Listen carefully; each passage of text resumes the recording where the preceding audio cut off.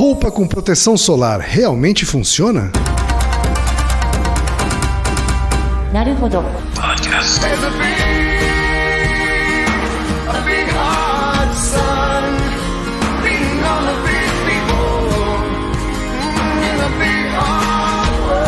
Bem-vindo ao Naruhodo, o podcast para quem tem fome de aprender. Eu sou Ken Fujioka. Eu sou Altair de Souza. E hoje é dia de quê?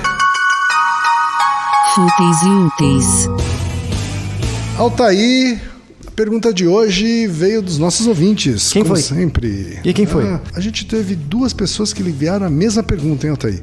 O Bruno Stecanella, de 32 anos, que é securitário de São Paulo, capital. Ele pergunta: parabéns pelo programa. Pessoal, roupas com filtros UV realmente fazem diferença frente a uma roupa comum? E essa mesma pergunta, essa mesma questão veio um pouco mais elaborada pelo Leonardo Souza, de 28 anos, que é psicólogo, seu colega. Mais um Rio colega. de Janeiro, capital também. Olá, Naruhoders. Primeiramente, parabéns pelo programa. Excelente formato, excelente conteúdo. Obrigado. Venho a vocês com a seguinte questão: roupa com proteção solar realmente funciona? Recentemente fui diagnosticado com uma doença autoimune, o lúpus, que demanda proteção extra contra os raios solares. Uma doença muito rara, né, Altair? Isso. É uma doença rara do seriado House. É. Né? No House ele sempre achava que todo mundo tinha lúpus. No House era muito frequente, né? Sempre achei que bastava a pele estar coberta para estar protegido do sol. No entanto, fui informado pelo médico de que deveria utilizar roupas com fator de proteção UV50. Essas roupas realmente funcionam? Pergunta do Leonardo, pergunta do Bruno. Altair, o que a ciência tem a dizer a respeito disso? Pois é, ainda mais que vivemos num país que tem muito sol, né? A incidência de sol é alta. Sem dúvida. Então, respondendo a vocês dois, sim, funciona. Se você tem necessidade, né, indicação médica para usar roupas com proteção maior, use. Mas como elas funcionam, né? Então, tudo bem, é só falar que... Crianças também, né? Crianças também, bastante sensíveis ao sol. Sim. Eu vejo hoje muitas crianças usando na praia. Elas não estão simplesmente de sunga. Algumas delas, principalmente aquelas que têm uma pele mais clara, tal, são mais sensíveis. Estão com as roupinhas. Elas estão com essas roupinhas aí, cobertas até a mão. Isso, né? um chapéuzinho e tal. Uma coisa mais antiga, assim, que se faz... As mães até colocavam camisetinhas nas crianças na praia, né? Mas uma coisa importante que as pessoas não reparam: camiseta de algodão, por exemplo, as camisetas simples, elas protegem você do calor um pouco, né? Atenuam, mas elas não protegem você dos raios ultravioleta. Então o raio ultravioleta passa o tecido e entra em contato com a sua pele. Então, entendi. Você ficar na praia de camiseta, por exemplo, pode impedir você de ter uma queimadura de pele, né? Porque certo. Aí é a incidência, aí é o calor mesmo, a incidência do calor na sua pele.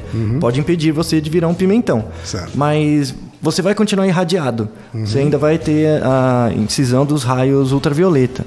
Mas como que isso acontece? Tudo bem, você falou que funciona, mas e daí? Né? Então, vamos falar um pouco sobre isso. Essas roupas ultravioleta, com proteção UV, elas são... Na verdade, você pode comprar um tecido com essa proteção, ou você pode comprar em lojas especializadas um produto, parece uma goma, assim, mas não tão grudento, né? Mas é uma coisa viscosa, que você coloca, por exemplo, na máquina de lavar junto com sabão e tal. Eu não sei se tem que pôr junto ou num compartimento separado. E você lava... Mas é uma vezes. aplicação. É uma aplicação. É uma aplicação numa roupa normal. Isso, é uma aplicação. E aí, conforme você vai lavando com isso, a roupa vai ganhando uma cobertura e isso vai dar uma proteção UV maior. Mas é mais recomendado que você compre logo a camiseta com um produto e tal. Com o tecido. Com tecido, né? Aí eles vendem camiseta, chapéus, calça, né? Tudo. Como que funciona? Né? Então, como que eles medem, por exemplo, se o raio UV passa a camiseta ou não? Tem um equipamento que é chamado espectrômetro. O espectrômetro tem vários tipos dessas máquinas, né? Você tem espectrômetro de massa para verificar quantidades. Por exemplo, eu pego uma pedra, eu quero saber quanto de cada substância tem nessa pedra. Eu uso um espectrômetro.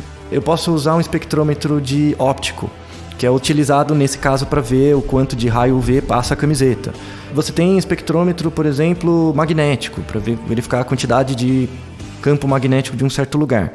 Então, eles fazem assim, eles pegam a camiseta, penduram num certo lugar, passam um feixe de luz, né, pela camiseta e a máquina fica atrás. E aí eles conseguem quantificar a decomposição da luz, passando por esse anteparo, que é a camiseta, e veem o quanto de raio ultravioleta passa.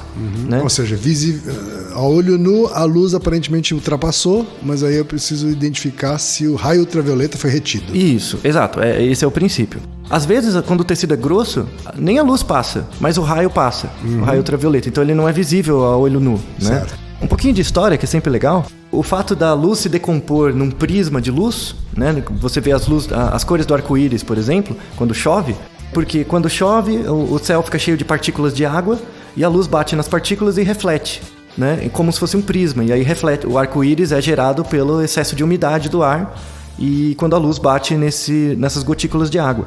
Isso foi descoberto pelo Newton, 1672. Quando ele mostrou que a luz se decompunha num prisma igual ao arco-íris, quando você colocava a luz passando por um prisma, né? Sim. E depois, o Newton fez essa descoberta. Depois, em 1802, descobriu-se, né, com um pouco mais de tecnologia, que quando você olha um arco-íris, você acha que as 7 cores do arco-íris estão juntas. Então tem lá o verde, o amarelo, elas têm juntas, não tem uma ligação. Assim, elas se ligam como se fosse um gradiente de cores. Um degradê. Um degradê. Em 1802 se descobriu que isso não é verdade. Que entre as cores você tem uma linha preta. Você tem um traço preto na luz. Só. Uma decomposição preta no espectro da luz. Aí você tem que olhar muito de perto e tal, né? Em 1802, isso é ausência de luz, essa faixa preta? É uma refração, isso. E aí em 1815, um pouco depois, um físico chamado Fraunhofer descobriu que, por exemplo, quando você pega um prisma, passa a luz pelo prisma e ele decompõe nas cores do arco-íris, dependendo do tamanho, né, você tem, em média, 600 linhas pretas dentro do espectro. Então imagina, a luz passou por um prisma e forma um arco-íris. Dentro desse arco-íris, se você olhar dentro bem pertinho, você vai ter mais ou menos 600 linhas pretas. E essas linhas são chamadas linhas de Fraunhofer, que é um fenômeno óptico e tal. Mas essa curiosidade, né? Então, mostrando que tem muito mais coisas que passam pela luz, né, pela refração da luz, do que a gente acha e que consegue ver. O raio ultravioleta é uma dessas coisas, a gente não vê e ele passa a roupa. Se você pegar, aí curiosidades, se você pegar uma camiseta de algodão comum, né, uma camiseta simples, né, sem estampa, sem nada, 95% do raio ultravioleta vai passar a camiseta e entrar em contato com a sua pele. Sua camiseta vai filtrar, em média, 5% só. Tá? Se a sua camiseta for branca ou azul, vai filtrar um pouco mais, uns 7%. Só um pouquinho. Se ela for amarela, vai filtrar menos ainda. Tá? É da propriedade da cor da camiseta mesmo, do tingimento. Se a camiseta for lavada, então você lava a camiseta com sabão normal, veste ela vai filtrar mais. Ela filtra em média mais. Ela filtra quase 10%. Qual a explicação disso? Então, quando você lava, né, as fibras ficam mais juntas. Tá. Então você cria uma barreira maior. Entendi. Pega uma camiseta, por exemplo, passada na gaveta e coloca ela, você tem que até dar uma esticadinha. Sim. Então ela tá mais concentrada, ela filtra um pouco mais. Mas mesmo assim, 90%... Não é o suficiente para te proteger de verdade. Da irradiação, não. E aí essas roupas, ou o tratamento que você coloca na máquina, ou a roupa propriamente dita, você tem diferentes tipos de roupa UV, né? Proteção UV. E a unidade de medida de proteção é chamada UPF, que é a UV Protection Factor, um valor. Ou que a gente popularmente chama de fator de proteção. Isso, só que aí é um fator adaptado para roupas, que é um pouquinho diferente do fator que você usa no protetor solar, por exemplo, que você passa na pele. Isso, então você pega um protetor 30, é diferente do 30 da roupa. A saber, né? Então, se você usar uma roupa com fator 15, apenas 7% da irradiação do raio UV vai chegar em você. Vai ter contato com o seu corpo. Ele vai filtrar 93%. Tá, ou seja, um fator 15, ele já tem uma eficiência gigantescamente maior do que do que a camiseta de algodão normal. Exato. Se você comprar uma 30, vai filtrar mais ou menos 97%. E se você comprar uma 50, vai filtrar quase 99%. Né? Só 1% vai entrar em contato. Então dá para entender porque que o médico do Leonardo recomendou o uso do fator 50. Com certeza. E nessas camisetas de proteção, né, não faz diferença a cor. Então você pode usar com qualquer cor, a taxa de proteção é a mesma. Altair, aproveitando essa pergunta, você falou sobre refração e retenção de luz, falou sobre a diferença que as cores têm frente à luz. Tem uma outra pergunta aqui que veio, eu queria aproveitar a carona, que é do Rafael Calmeto, de 26 anos, ele é professor de História de São Paulo, capital. Pergunta a seguinte: quem é Altair? É verdade que no calor usar roupa preta esquenta mais? E na mesma lógica, roupa branca seria o mais adequado para ponderar o calor? Nos estudos de fotografia, a gente aprende que preto absorve luz e o branco reflete, mas essa analogia com a temperatura sempre me pareceu esquisita. Devo admitir que, nas vezes que coloquei roupa preta e fazia calor, me arrependi. Mas sempre pode ser a nossa crença nos pregando uma peça, sei lá. É uma ótima observação, né, que ele fez, assim, uma ótima observação. Falar um pouquinho sobre isso, então. Pensando em roupas de algodão, tá? Porque a gente já comentou isso, que... falar de fibras naturais. É, porque roupas com proteção UV, independente da cor, ela protege, tá? E ela vai dar a mesma sensação de calor independente, porque ela tem um preparo para isso. Vamos falar então de roupas de algodão normal, que isso, você compra em qualquer lugar. Roupas comuns, o tingimento é diferente. Então, o algodão tem uma cor só, depois ele é tingido, né? Dependendo dos produtos utilizados no tingimento, que também varia, isso pode... Não tem os nomes todos, né? Porque aí fica uma coisa muito técnica, mas tem certos tipos de tingimento que a sua camiseta fica com certas substâncias que retém mais calor. Mas não por ser preto, e sim porque ela retém. Então, por exemplo, na verdade o mais importante é o tipo de marca de camiseta. Tem marcas que, dependendo da tecnologia de tingimento, concentra mais calor. E tem outras marcas não. E que não necessariamente tem a ver com a cor. Não necessariamente. Tem a ver com a técnica de tingimento, o material que é usado para isso. Isso. Então, em geral, o que importa é a técnica de tingimento. Mas se você pegar os extremos, o branco e o preto, porque entre as cores não faz muita diferença.